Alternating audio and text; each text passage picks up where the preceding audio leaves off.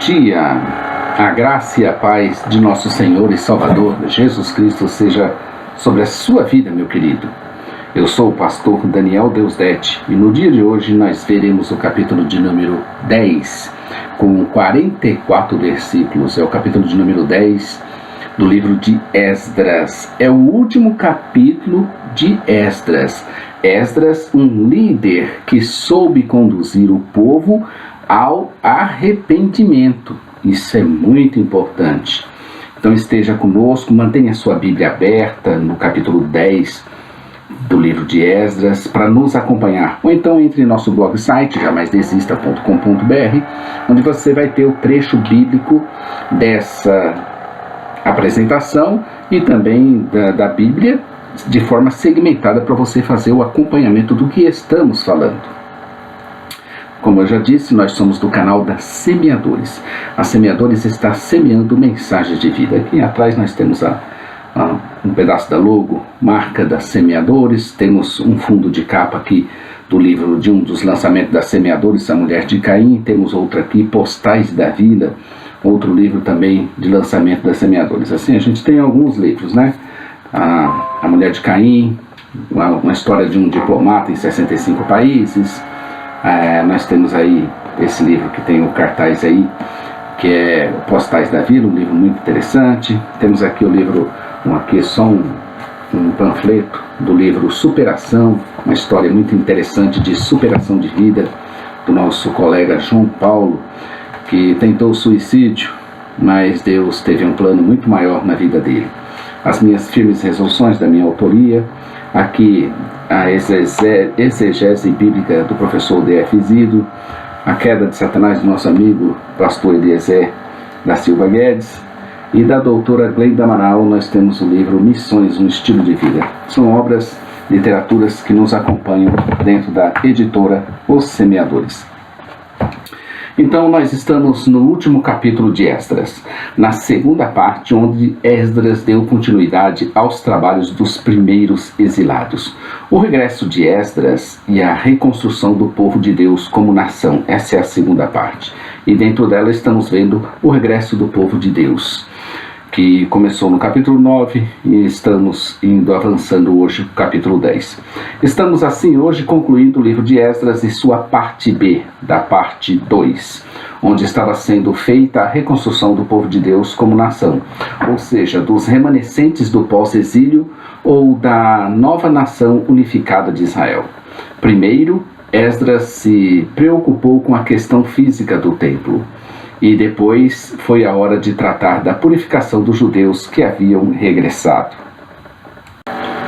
Também dividimos essa parte B, para melhor compreensão do assunto, em duas outras partes.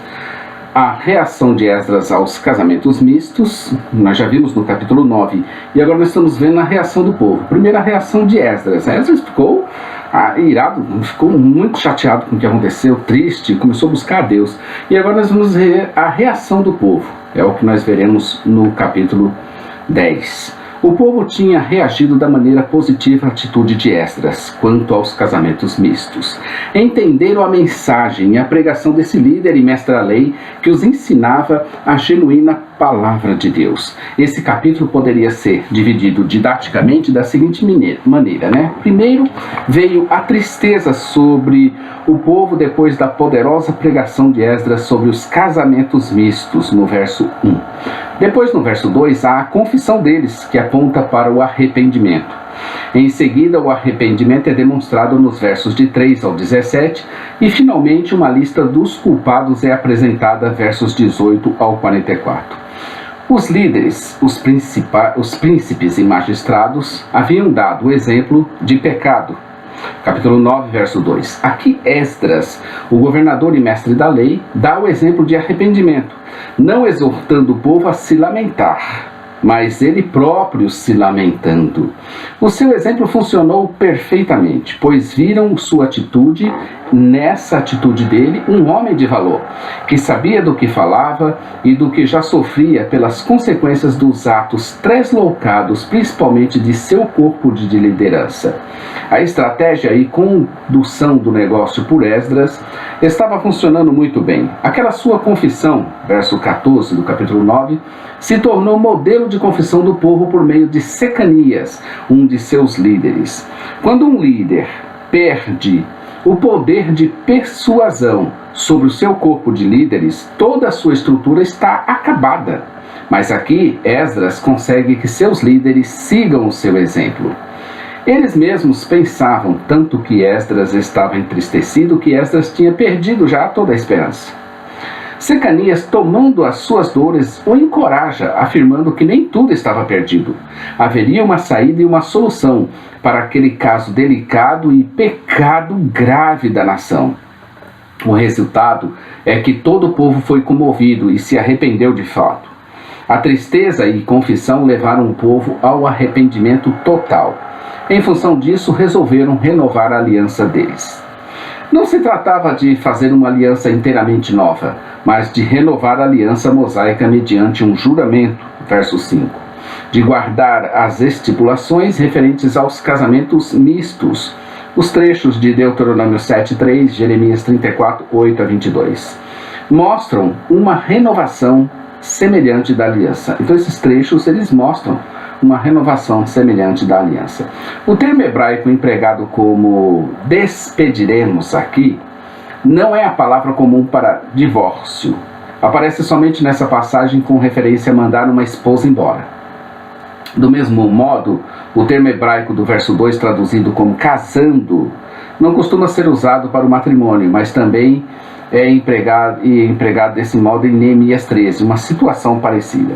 Ademais, a palavra hebraica para mulheres estrangeiras, verso 2, aparece em provérbios como referências a meretrizes. Essa linguagem escolhida, despediremos, casando e outras, pelo autor, parece indicar que ele não julgava essas uniões legítimas nem considerava como divórcio o ato de mandar as mulheres embora. A lei não contém prescrições para essa precisa situação. A expressão pode se referir a mandar a mulher embora com os filhos, junto com algumas provisões, Gênesis 21:14, e certos direitos legais, Deuteronômio 21, de 10 a 14. Paulo instruiu os cristãos a não se casarem com incrédulos, 1 Coríntios 7:39, mas também a não deveriam procurar se divorciar de seus cônjuges incrédulos, apesar de permitir que um cônjuge incrédulo se separe se assim desejar. No Novo Testamento, em certo sentido, o incrédulo é santificado por meio daquele que crê, tornando santos os filhos dessa união. 1 Coríntios 7:14. Na situação de Esdras, porém, os incrédulos haviam profanado a nação de tal modo que era preciso tomar atitudes radicais. Ou seja, essas uniões precisavam ser desfeitas de todo modo por causa do laço que era para os israelitas continuarem unidos a elas de forma ilegítima. Secanias, no verso 4, percebeu claramente a desesperança de Esdras. Por isso lhe pediu para se levantar, para ser forte, pois a situação exigia isso.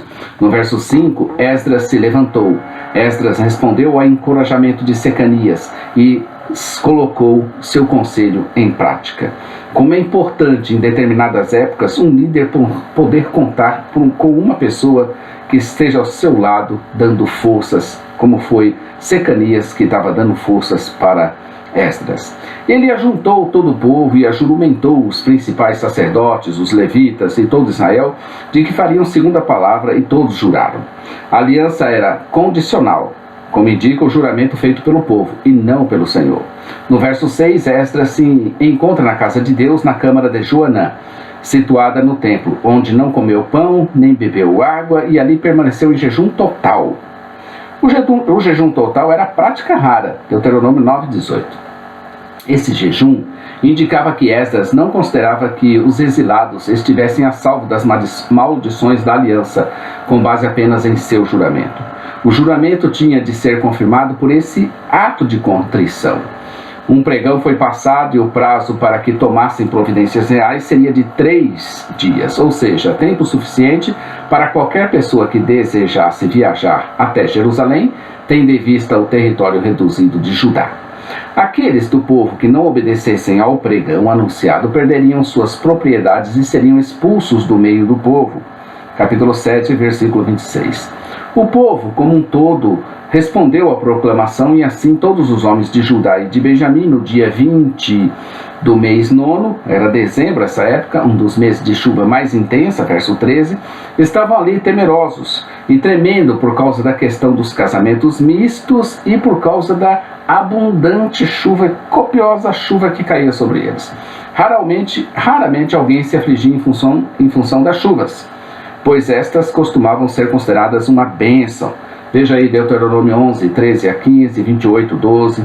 No entanto, essas chuvas torrenciais foram tidas como um sinal da ira de Deus. Ezequiel 13, de 10 a 13. A angústias de Esdras havia contagiado todo o povo. O verso 1 do capítulo 10. No verso 11, há o apelo para o povo fazer confissão. Ou seja, literalmente, dai graças, louvai a... Quando alguém confessava seu pecado e confiava que Deus lhe concederia sua misericórdia, ele também louvava a Deus. Veja aí o Salmo 103, em que o salmista louva a Deus ao confessar quem Deus é e o que ele fez. Eu gostei desse Salmo 103, é muito interessante, o qual é bom para pregar a palavra de Deus aos homens. Toda palavra, obviamente, é inspirada e útil para a pregação, mas tem algumas delas que parecem nos encontrar no momento perfeito para a produção do sermão de Deus, e este salmo me apanha assim. Ele já começa bem dizendo e não maldizendo, reclamando ou murmurando. Não podemos fechar os olhos para a graça de Deus em função do que não temos, ou do que ainda não alcançamos, ou parece até que nunca alcançaremos. É como se fosse uma escolha. Ao invés de gratidão no coração por tudo o que você já recebeu e ainda está recebendo, você escolhe reclamar e viver triste pelo que não recebeu ainda. O salmista aqui é diferente. Seu coração está cheio de gratidão a Deus pelos grandes feitos que tem recebido, e entre eles o perdão de seus pecados e o reconhecimento de que Deus é bom demais para nós, ainda que muitos de nossos sonhos parecem até perdidos. Não podemos desanimar porque nada parece ter dado certo até agora.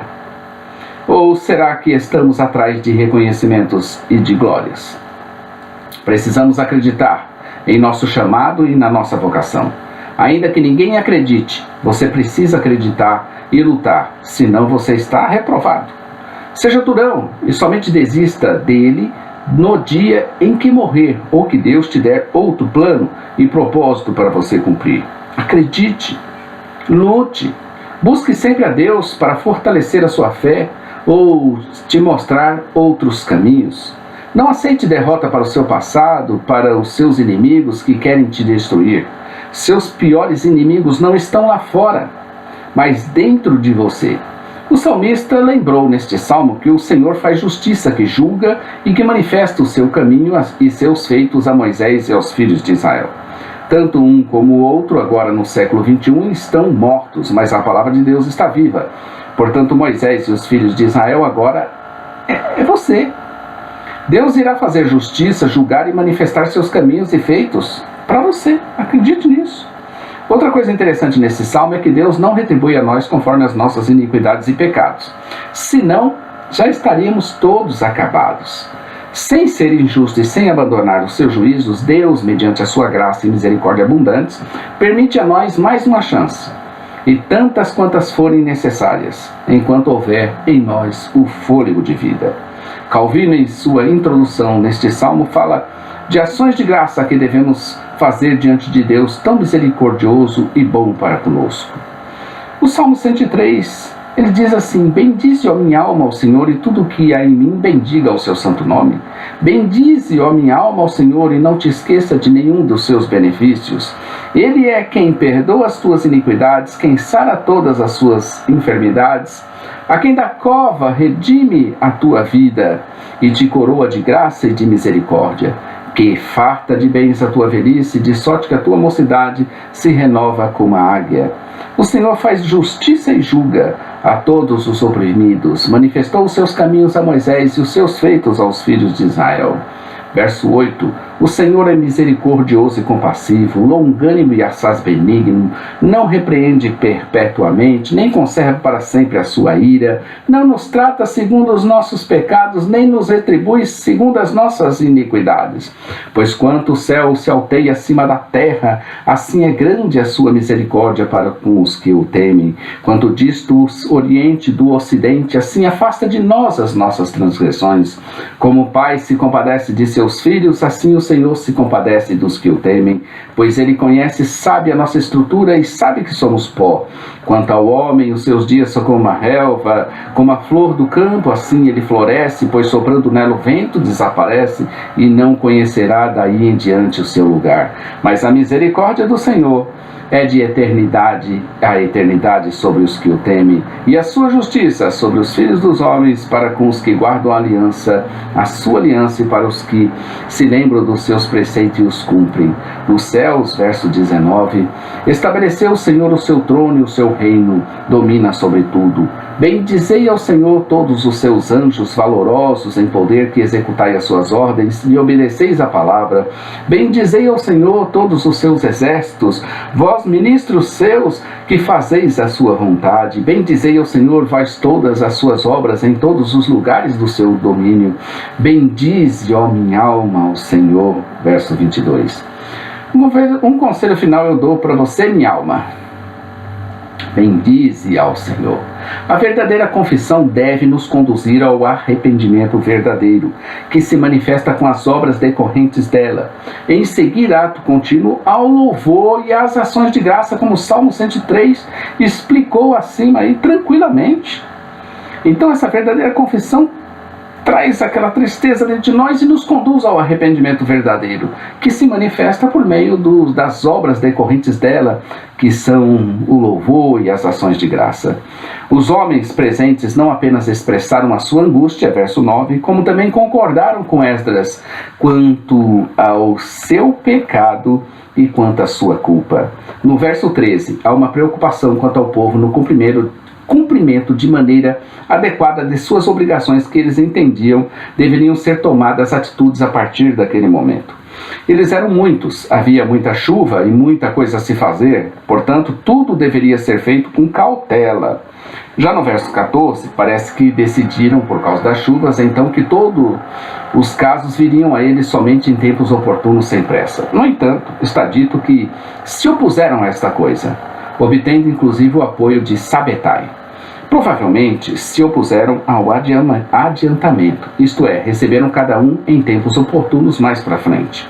A angústia e a confissão conduziram ao arrependimento, e as ações tinham de ser tempestivas e imediatas. Tomando por base a lista dos culpados de casamento misto, fica evidente que os pecados individuais não podiam ser aceitos dentro da comunidade como um todo. Veja aí Deuteronômio 29, 19 a 21. Mas sempre há perdão para aqueles que se valem do sacrifício que Deus provê. É só você ver o verso 19. Amanhã estaremos aqui com o livro de Neemias. Por hoje ficamos somente com o capítulo 10. Agradecemos sua presença, a sua participação. Inscreva-se em nosso canal, dê um joinha, comente, contribua do jeito que você acha que deve contribuir com o seu texto, enriquecendo com seu comentário, com sua crítica. Estamos aí todos os dias. Conheça a nossa loja virtual, Os Semeadores, www.ossemeadores.com.br, onde você vai encontrar os nossos livros aos quais já falamos a vocês. Tenham todos um bom dia na presença do Senhor. Maranata, ora, ora, vem Senhor Jesus. Bom dia, querido, na presença de Deus.